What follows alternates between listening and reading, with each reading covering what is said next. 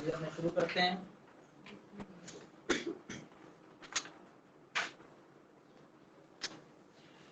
पर्यटन चल रहा है ना, पर्यटन है ना। तो इसमें देखिए कुछ सफारी वगैरह फेमस है। सफारी का मतलब समझते हैं जहाँ पर जो कुछ भी देखा जा सके, जैसे अपन जैसे अगर नौकायन के लिए बोले तो अपने वाटर सफारी हो गया है ना।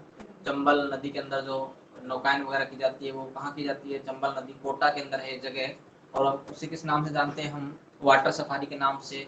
डंकी सफारी, मतलब डंकी सफारी का मतलब ये नहीं कि उनकी सवारी है ना, डंकी सवारी मतलब जहाँ पर गधे देखे जा सके, है ना। वो कौन सा एरिया है, शेखावाटी का एरिया है। कौन सा एरिया है, शेखावाटी का एरिया है। डंकी सफारी के लिए फेमस है। जहाँ हम कंफ्यूज होते हैं उसके बारे में बात करेंगे। देखिए दो नाम आते हैं, आप सबसे पहले ध्यान रखेंगे। एक तो रखना ध्यान में डंकी सफारी। कौन सा सफारी,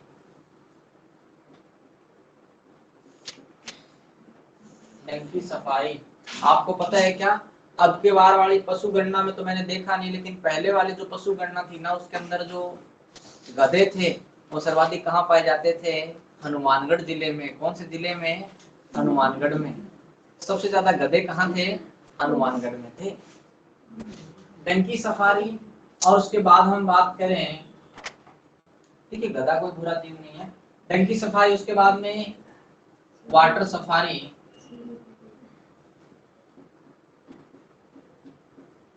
वाटर सफारी के बाद हम बात करें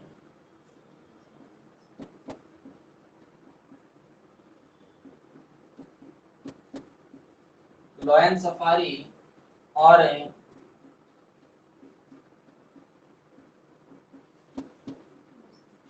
एलिफेंट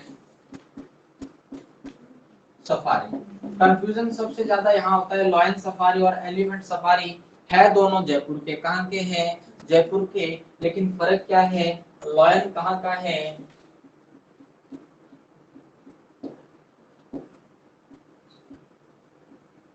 नाहरगढ़ जयपुर, और ये कहाँ का है,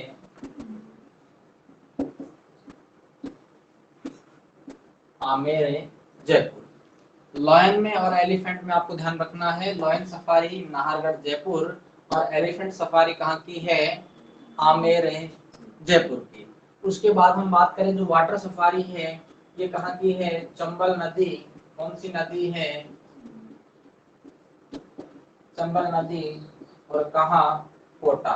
चंबल नदी, कोटा। और डंकी सफारी की बात करें तो कौन सा एरिया है, शेखावाटी। कौन सा एरिया है, शेखावाटी एरिया की कौन सी सफारी, डंकी सफारी क्या है, फेमस है। ये चार सफारियां तो आपने याद रखनी है। जल्दी से लिखो इसको, फिर अपने नेक्स्ट बात करेंगे।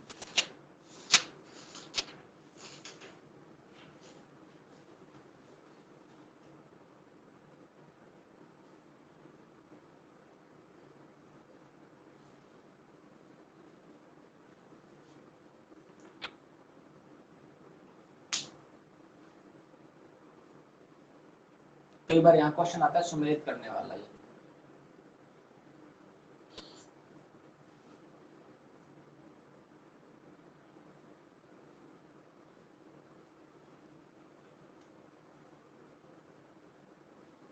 Yeah.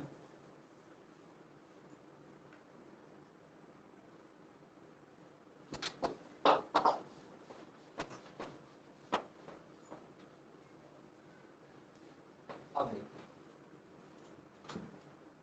इसके बाद हम बात करें, एक इंटरेस्टिंग टॉपिक अपने शुरू करते हैं। अभी तक बोरिंग सा पढ़ रहे थे, है ना, बहुत बोर था ना। इससे पहले वाला तो उद्योग वाला और खनिज वाला बहुत बोरिंग था ना। अब थोड़ा सा इंटरेस्टिंग अपने शुरू करते हैं। अब देखिए हम बात करेंगे राजस्थान की झीलों के बारे में, है ना। राजस्थान की झील,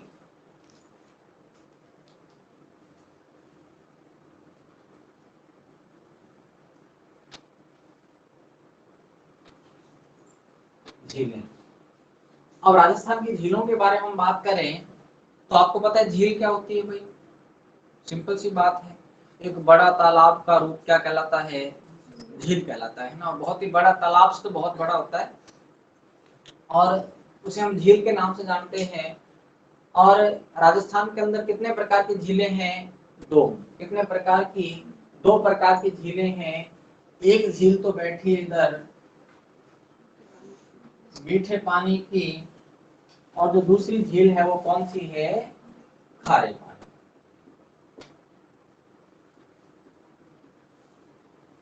एक मीठे पानी की है और एक क्या है, खारे पानी की है।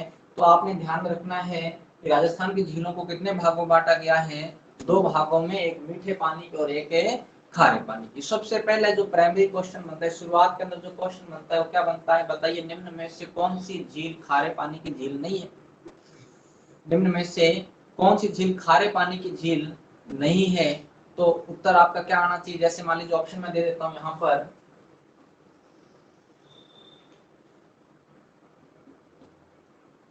गजनेर, सांबर,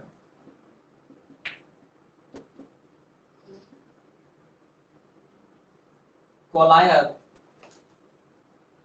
और हम बात करें पुष्कर। फिर आपको कूट दे दिया जाएगा, बताइए निम्न में से कौन सी झील खारे पानी की झील नहीं है। 1 और 2 नहीं है, 2 और 3 नहीं है, 3 और सॉरी 4 और 2 नहीं है, या 3 और 2 नहीं है। तो कौन कौन सी इसमें से नहीं है। हाँ, खारे पानी की झील नहीं है। हाँ, कोलायत और है पुष्कर। कैसी है दोनों, गजनेर कैसी है,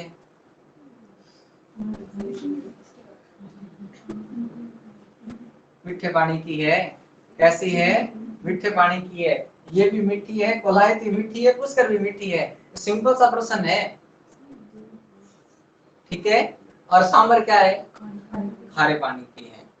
मतलब बिल्कुल इजी सा क्वेश्चन बनता है यहाँ से। सबसे पहले क्वेश्चन ये है कि बताइए निम्न में से कौन सी खारी है, कौन सी मीठी है, या कौन सी मीठी नहीं है, या कौन सी खारी नहीं है। और देखने में बिल्कुल इजी लगता है ना। हमने झीलें पढ़ ली, ये झील वो झील, बाद में ऐसा प्रश्न बन जाता है फिर इसी में उलझ जाते हैं, चार चार ऑप्शन के अंदर ही। तो देखिए पता है क्या है, कोचिंग किस लिए होती है, कोचिंग में यही होता है कि अपने को थोड़ा तरीका आ जाए कि किस प्रकार से क्वेश्चन बन सकता है, उसको अपने किस प्रकार से हल करें। किताब अपने घर पे ही पढ़ सकते हैं, और उसको पढ़ने के बाद क्वेश्चन कैसे बनता है ये चीज अपने सीखते हैं सबसे पहले। मीठे पानी की झीलों के बारे में हम बात करें, कौन सी झीलों के बारे में बात करें, मीठे पानी की झीलों के बारे में। मीठे पानी की झील का जैसे ही नाम आए, पहले कुछ लिख लीजिए, मैं कुछ लिख रहा हूं।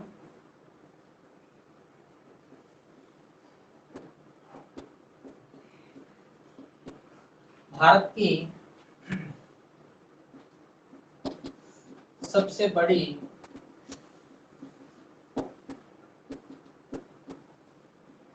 खारे पानी की झील कौन सी है भाई,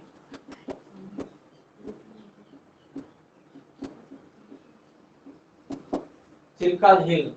कहाँ की है ये, उड़ीसा। भारत की लिखा है मैंने, किसकी लिखा है, भारत की सबसे बड़ी। उसके बाद मैंने लिख दिया राजस्थान की, किसकी, सबसे बड़ी खारे पानी की झील कौन सी है भाई। अब आएगा सांबर झील। कौन सी झील, सांबर झील। ये कहां पर है भाई, जयपुर। जयपुर और नागौर में और अजमेर में भी इसका भाग फैला हुआ है। जयपुर, नागौर, अजमेर, तीनों लिख लो। लेकिन ज्यादा भाग जयपुर नागौर में है, इसलिए हम यही पढ़ते हैं। अजमेर, जयपुर, नागौर और अजमेर, तीनों जिलों के अंदर ये फैली हुई है। ज्यादा भाग किसमें है, जयपुर में है। उसके बाद हम लिखें राजस्थान की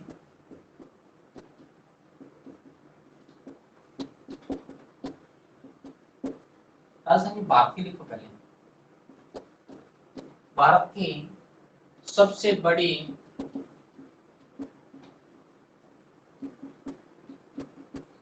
मीठे पानी की झील कौन सी है भाई, इजी सा प्रश्न है। वुलर, कहाँ है ये, हाँ, जम्मू कश्मीर में। वुलर झील कहाँ है? जम्मू कश्मीर में। उसके बाद हम बात करें भारत की सबसे बड़ी कृत्रिम झील। भारत की सबसे बड़ी कृत्रिम, कृत्रिम मतलब प्राकृतिक नहीं है, ये तो प्राकृतिक के ऊपर वाली। कृत्रिम मतलब हमने जो बनाई।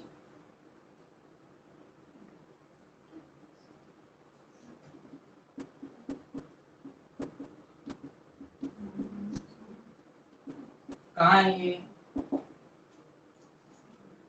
हिमाचल प्रदेश।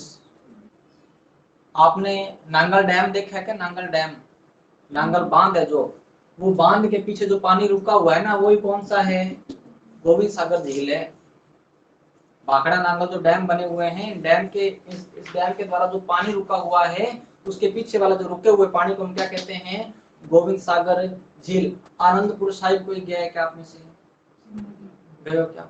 वहाँ आनंदपुर साहिब के ऊपर खड़े होकर आपको जो एक तरफ झील दिखाई देती है, वो गोविंद सागर। या आप नैना देवी गए हो तो नैना देवी से बिल्कुल साफ दिखाई देती है। नैना देवी का मंदिर है वहां से 18 किलोमीटर, और उसके ऊपर आप वहां मंदिर से आप देखते हैं तो वहां से गोविंद सागर झील दिखाई देती है आपको। और वो कौन से डैम? भाखड़ा नांगल डैम की वजह से झील बनी है। नाम क्या है? गोविंद सागर झील। और है कहां पर ये? हिमाचल प्रदेश। कौन सा प्रदेश? हिमाचल प्रदेश। बहुत ही महत्वपूर्ण है। उसके बाद हम बात करें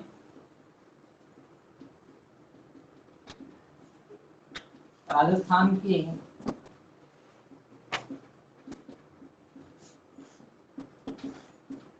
सबसे बड़ी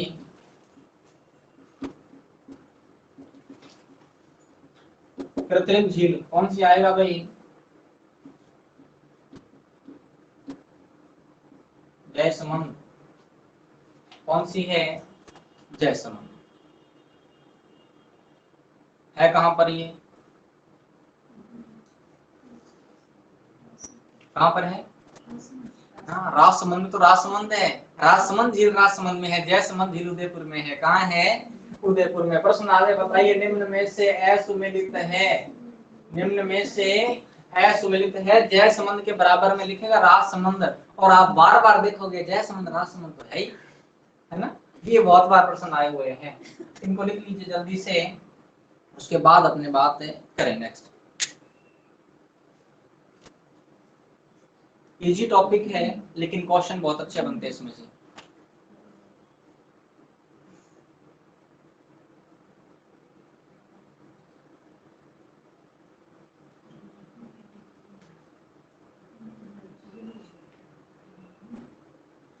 लिखा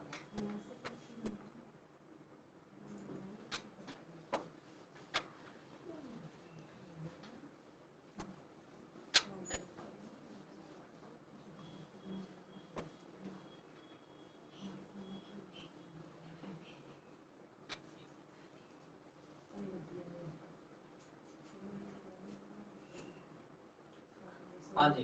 अब हम बात करें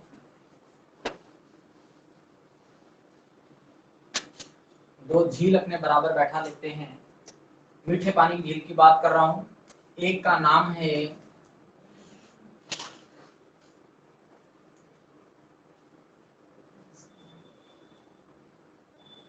जयसमंद झील, और इसी के बराबर बैठी है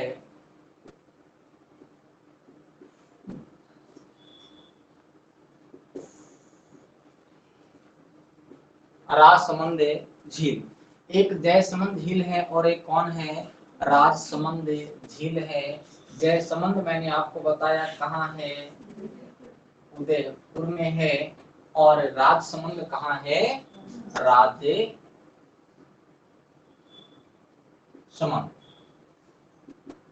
नंदसमंद भी राजसमंद में है। नंदसमंद झील आ जाए तो उसको भी उत्तर हम क्या करेंगे? राजसमंद। वो नदी पढ़ाऊंगा ना जब अपन, जो अपने ये नदी पढ़ेंगे बनास वगैरह, उसमें उसके बनास के द्वारा बनती है वो झील, उसमें बात करेंगे। नंदसमंद झील है वो राजसमंद में ही है। जयसमंद झील उदयपुर में है। निर्माण, आपको पता है मेवाड़ी शासक जय सिंह ने और राजसमंद झील का निर्माण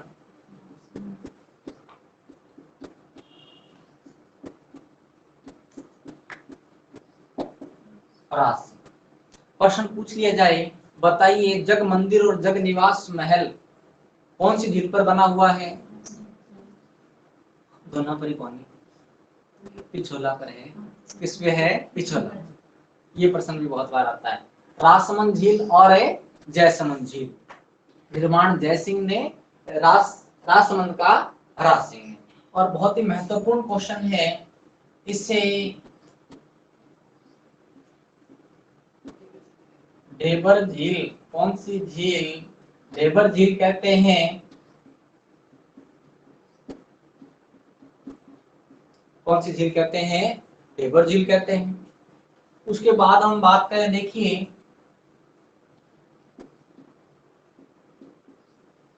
7 टापू जिस पर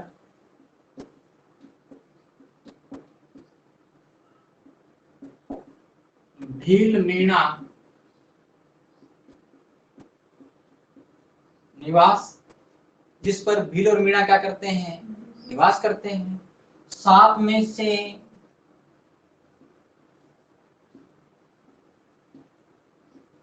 बड़ा और छोटा, बाबा का